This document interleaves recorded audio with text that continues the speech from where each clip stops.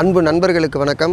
Labour பட இயக்குனர் சத்யபதி அபிஷன் ஹீரோவாக நடித்து மதன் இயக்கத்தில் ஐஸ்வர்யா ரஜினிகாந்த் தயாரித்து வெளிவந்திருக்கிற திரைப்படம் வித் லவ். சமகாலத்து காதலை சமயோஜிதமாக சொல்லியிருக்கிறாங்கன்றதை இந்த படத்தை தூக்கி வச்சாலும் இந்த படத்தோட மெயின் கான்செப்ட் என்னென்னா, பொண்ணு பார்க்க வர்ற ஒரு கான்செப்டை எடுத்துகிட்டு மாப்பிள்ளையும் பொண்ணு பார்க்க வர்ற பையனும் பொண்ணும் ஒரு ஹோட்டலில் மீட் பண்ணி அவங்க பேசுகிற கான்வர்சேஷன்லேருந்து படத்தை ஸ்டார்ட் பண்ணுற இயக்குனர் எல்லாமே கரெக்டு. பட் ஒன் திங், இந்த மாதிரியான கிளைமேக்ஸ் இந்த படத்துக்கு தேவை. அதே மாதிரி இருந்தாலும் கூட இதை நியாயப்படுத்தி இப்போ இந்த இளைஞர்கள் இப்படி இருக்கலாம் அப்படின்ற மாதிரியோட கிளைமேக்ஸாக எடுத்துக்கலாம்.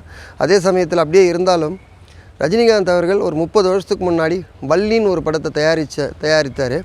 அந்த படம் பெரிய அதிர்வலைகளை ஏற்படுத்தி இருந்தது. அதில் சமூக புரட்சி கூட நிறைய இருந்தது.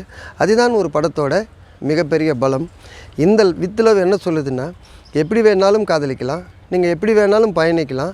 இந்த வயசில் இப்படியெல்லாம் ஒரு கோளாறு ஏற்படும், அதை எப்படி பிளான் பண்ணி ஸ்மூத் பண்ணணுன்றதை இயக்குனர் நல்லாவே சொல்லியிருக்காரு.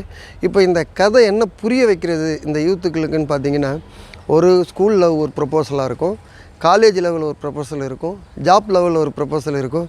இது எல்லாமே மிக்ஸ் பண்ணி தன் கல்யாணத்துக்குன்னு வரும்போது பொண்ணு கிடைக்கலன்னு விஷயங்களை ஏற்படும்போது கிடைக்கிற பொண்ணு தான் ஸ்கூலில் படிச்சிருந்தால் அவளுடைய லவ்வை ஓப்பன் பண்ணிவிட்டு போகிறது, திருப்பி தன்னுடைய பொண்ணு பார்க்க வர பொண்ணோட லவ்வர் எங்கே இருக்கிறான்னு தேடி பிடிச்சி கண்டுபிடிச்சி அவளை சேர்த்து வைக்கணும்னு நினைக்கிறது. இந்த மாதிரியான விஷயங்கள் வித்தியாசமான சீன் இந்த படத்தில். இப்போ இருக்கிற கல்ச்சரை இயக்குனர் அழகாக சொல்லியிருக்காரு. நம்மளை பொறுத்த வரைக்கும் ஒருதலை ராகம், பன்னீர் புஷ்பங்கள், அலைகள் ஓய்வதில்லை, உயிர் உள்ளவரை உஷா, இந்த மாதிரியான பெர்ஃபெக்டான லவ்வை நம்ம ஃபீலாக பார்த்தோம். குட் மூவி அதெல்லாம். அந்த மாதிரி ஃபீலாக பார்த்துட்டு இது கொஞ்சம் மாறி மாறி இருக்கிறதுனால நமக்கு அது ஒரு மாதிரியாக இருந்தால் கூட இப்போ இருக்கிற யூத்துக்கு இந்த படம் ரொம்பவே பிடிக்கும்.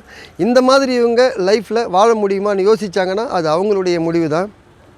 இருந்தாலும் இந்த படம் மிகப்பெரிய வயசு பசங்களோட வலியையும் சந்தோஷத்தையும் அழகாக சொல்லியிருக்குன்னு சொல்லலாம். ஒரு சீனில் ஹீரோயின் ஹோட்டலில் பேசிகிட்டு இருப்பாங்க. அது ரொம்ப ஃபீலான சீனு.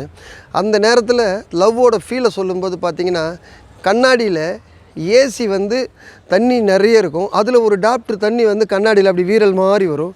அதெல்லாம் இயக்குனர் காட்சியின் தன்மையை புரிந்து அழகாக பண்ணியிருக்காரு. இப்போ இருக்கிற வயசு பசங்களுக்கு ரொம்ப பிடிக்கும். பேரண்ட்ஸுங்க போய் பார்த்திங்கன்னா இன்றைக்கி பசங்க எப்படியெல்லாம் இருக்கிறாங்கன்றதை நீங்கள் தெளிவாக யோசிக்கலாம். நன்றி, வணக்கம்.